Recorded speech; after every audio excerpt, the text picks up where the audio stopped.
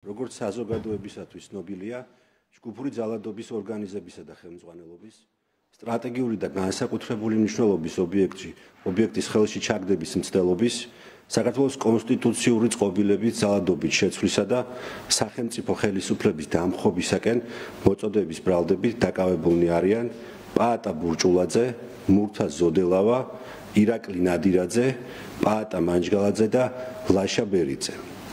საზოგადოებას კიდევ ერთხელ შევახსენებთ, რომ პაატა ბურჭულაძემ, მურთა ზოდელავამ და ირაკლი ნადირაძემ ხელისუფლების მიმართ აგრესიულად განწყობილი მოქალაქეების მობილიზების, მათი თავშეყრის და ძალადობრივ მოქმედებებში ჩაბმის მიზნით თვითმმართველობის არჩევნებამდე რამოდენიმე დღით ადრე საქართველოს კონსტიტუციური წყობილების ძალადობის შეცვლისა და სახელმწიფო ხელისუფლების დამხობის შესახებ საჯარო მოწოდებები გააკეთეს. კერძოდ, ბრალდებულები საზოგადოებას მოუწოდებდნენ რევოლუციის საჭიროებისაკენ, რომელშიც მონაწილეობა უნდა მიეღოთ აგრესიულად განწყობილ მოქალაქეებს.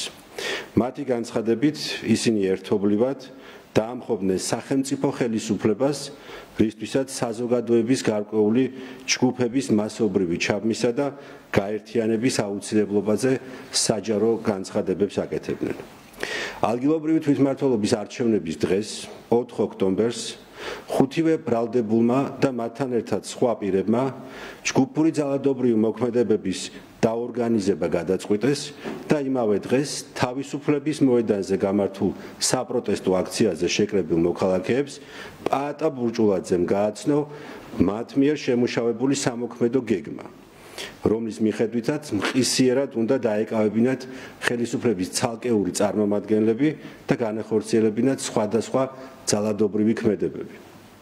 პაატა ბურჭულაძის მიერ დანაშაულებრივი გეგმის გაცხადების შემდგომ მურთა ზოდელავამ აქციის მონაწილეებს მოუწოდა, რომ ჯგუფური ძალადობის მონაწილეები ერთობლივად გადაადგილებულიყვნენ საქართველოს პრეზიდენტის ადმინისტრაციული შენობისაკენ, რომელსაც ძალის გამოყენებით დაიკავებდნენ და დაავალა მათ არ დამორჩილებოდნენ სამართალდამცავების მოთხოვნებს. აღნიშნული მოწოდების შემდგომ ძალადობრივი მოქმედების ორგანიზატორები და მასში მონაწილე სხვა პირები თავისუფლების მოედნიდან პრეზიდენტის ადმინისტრაციის შენობისაკენ გაემართნენ.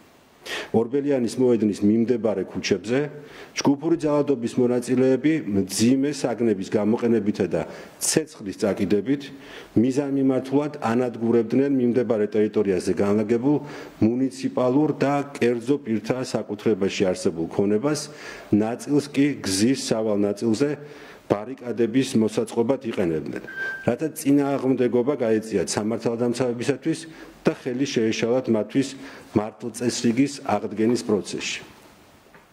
დღეს თბილისის საქალაქო სასამართლომ სრულად გაიზიარა პროკურატურის შუამდგომლობა და პაატა ბურჭულაძეს, მურთა ზოდელავას, ირაკლი ნადირაძეს, პაატა მანჯგალაძეს და ლაშა ბერიძეს აღკვეთის ღონისძიების სახით პატიმრობა შეუფარდა. საზოგადოებისათვის ასევე ცნობილია, რომ საქართველოს შინაგან საქმეთა სამინისტროში აღნიშნულ სისხლის სამართლის საქმეზე მიმდინარე გამოძიების ფარგლებში დაკავებულია კიდევ 13 პირი. ბექა მაჭავარიანი, ალექსანდრე გოგოლაძე, ევა შაშიაშვილი, გიორგი რურუა, ვახტანგ ფიცხელაური, დავით სტურუა, მანუჩარ მიქელაძე, ალექსანდრე ხაბეიშვილი, კახაბერ მჟავანაძე, თორნიკე მჭედლიშვილი, აბო ნავერიანი, სერგო მეგრელიშვილი და დავით ჟღენტი. აღნიშნულ პირებს საქართველოს პროკურატურამ სტრატეგიული და განსაკუთრებული მნიშვნელობის მქონე ობიექტის ხელში ჩაგდების მცდელობის, ასევე ჯგუფურ ძალადობაში მონაწილეობის ფაქტებზე ბრალდება წარუდგინა.